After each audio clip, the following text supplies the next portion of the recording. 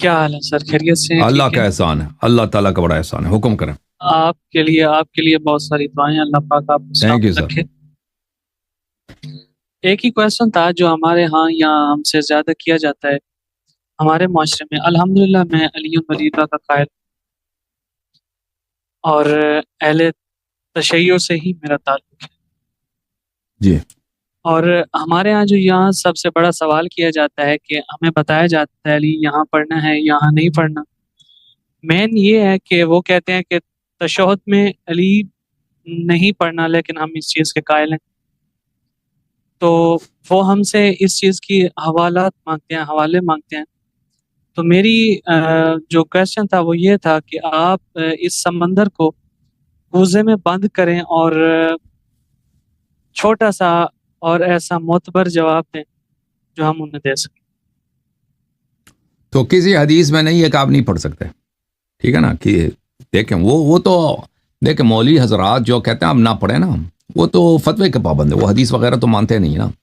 آپ ان کو حدیث جی دکھائیں وہ کہتے ہیں نہیں جی ہم فتوے پہ ان کے ساتھ تو بات کرنا ہی فضول ہے، کیونکہ جی وہ بالکل فتوے کے قائل ہیں۔ جب وہ فتوے کو مانتے ہیں نا تو فتویٰ تو ختم، فتویٰ نے فیصلہ کر دیا۔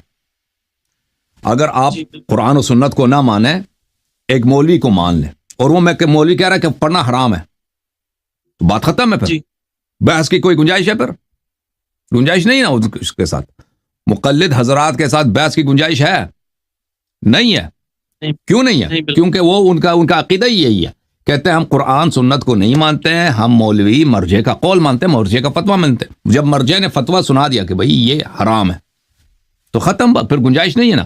البتہ جو شخص کہتا ہے کہ نہیں میں قرآن سنت کو مانتا ہوں، مولوی کے قول کہ میں مجھے پرواہ نہیں ہے کہ مولوی کیا کہہ رہا ہے، قرآن و سنت کیا کہہ رہا ہے، تو عرض یہ ہے کہ قرآن و سنت میں اہل بیت طاہرین علیہم الصلوۃ والسلام کے کسی حدیث میں نہیں ہے کہ آپ نہیں پڑھ سکتے، ٹھیک ہے نا؟